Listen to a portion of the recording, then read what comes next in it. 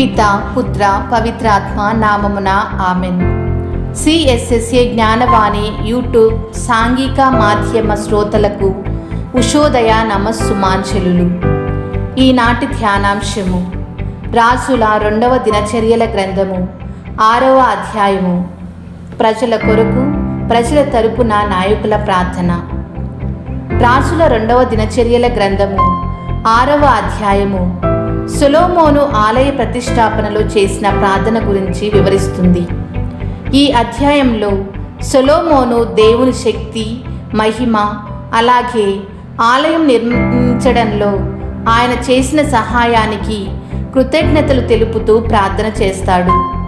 అంతేకాకుండా ప్రజలు పాపం చేసినప్పుడు లేదా కష్టాల్లో ఉన్నప్పుడు దేవుడు వారిని క్షమించాలని, వారి ప్రార్థనలను ఆలకించాలని కూడా వేడుకుంటాడు. సొలొమోను తన ప్రార్థనలో దేవుడు ఎల్లప్పుడూ తన ప్రజలతో ఉండాలని, వారికి సహాయం చేయాలని కోరుకుంటారు.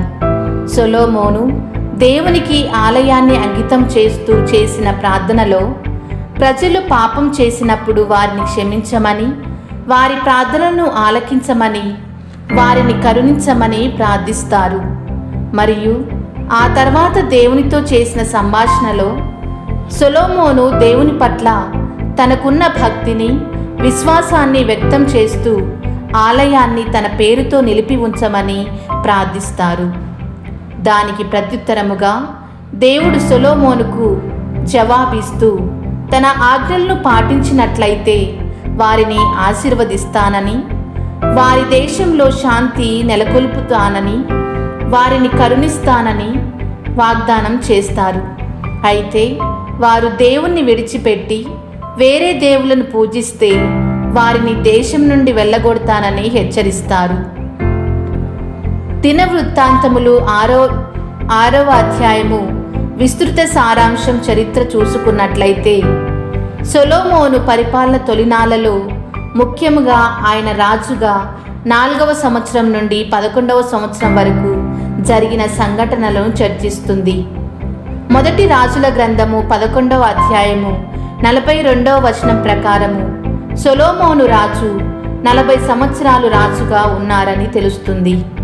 ఇశ్రాయేలు ప్రజలందరూ ఆలయ ప్రతిష్ఠ కోసం యెరూషలేములో సమావేశమయ్యారు. ఆలయంలో సమావేశమైన ఇశ్రాయేలు సమాజాన్ని సొలొమోను ఆశీర్వదించాడు. అతని ప్రజలందరి ముందు దేవుని స్తుతించాడు మరియు తన తండ్రికి ఆలయాన్ని నిర్మించాలనే కోరిక గురించి ప్రేమగా దేవుడితో మాట్లాడారు. దావీదుకు ఇచ్చిన వాగ్దానాలను నిలబెట్టుకున్నందుకు సొలొమోను దేవుణ్ణి ఆరాధించాడు. దావీదుకు ఆలయాన్ని నిర్మించటానికి అనుమతి లేదు, కానీ దేవుడు అతని కుమారుడు సొలొమోను సింహాసనాన్ని వారసత్వంగా పొంది అతని స్థానంలో దాన్ని నిర్మించటానికి అనుమతించాడు. ఆలయం ముందున్న దహన బలిపీఠం ముందు తన చేతులు చాచి సొలొమోను దేవునికి ప్రార్థించాడు.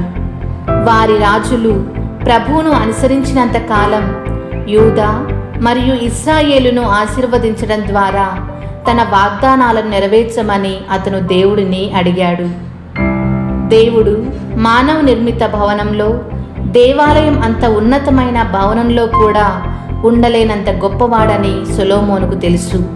అయినప్పటికీ ఆ ప్రదేశం నుండి తన ప్రజలు చేసే ప్రార్థనలను వినమని దేవుడిని అడిగాడు.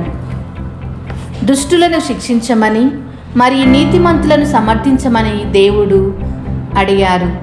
ప్రభువును తెలుసుకోవాలని, దేవాలయానికి వచ్చే విదేశీయుల ప్రార్థనలను దేవుడు వింటాడని ఆయన ప్రార్థించాడు.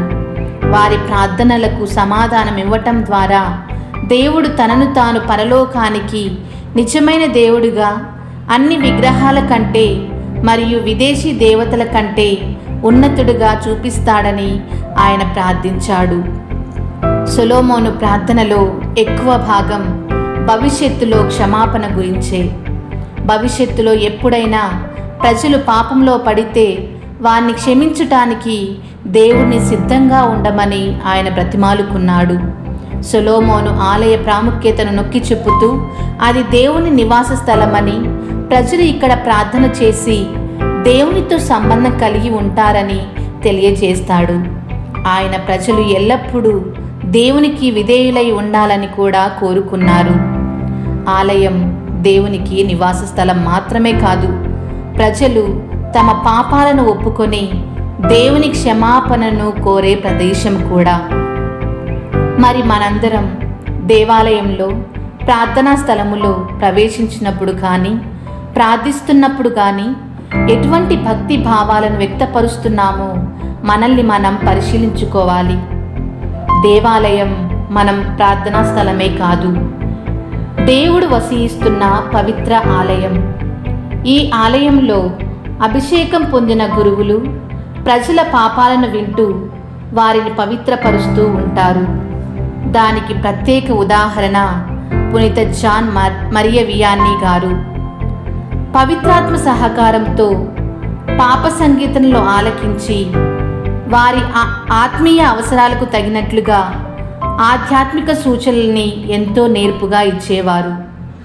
వారు పశ్చాత్తాపపడని పాపాల్ని కూడా గురించి చెప్తూ పాప సంకీర్తన చేసేవారికి జ్ఞప్తికి తెచ్చి ప్రార్థించేవారట. వీరి ప్రార్థనల వల్ల ఆత్మారోగ్యంతో పాటు శారీరక స్వస్థతలు కూడా జరిగేవని తెలుస్తుంది. పాప సంకీర్తనం చేయడం కోసం వారి దగ్గరకు ఒక యాత్రలా విశ్వాసులు వచ్చేవారట. రోజుకు 14 నుండి 18 గంటల వరకు పాప సంకీర్తనలను వింటూ ఉండేవారట. గురువంటే ప్రజల మనిషిని, ప్రజల అవసరాలకు మించిన మరే పని గురువులకు ముఖ్యం కాదని పునీత వియానీ గారి జీవితాదర్శం తెలుపుతుంది. అందుకే వీరిని విచారణ గురువుల పాలక పునీతులుగా శ్రీసభ గుర్తించింది. ఈనాడు సత్య తిరుసభలో ఉన్న గురువులందరి కోసం ప్రార్థిద్దాం. వారు ప్రభు సేవలో ప్రభు సాక్షులుగా జీవించాలని ప్రార్థిద్దాం. అదేవిధంగా సొలొమోను వారల వంటి నాయకుల కొరకు ప్రార్థించుదాం.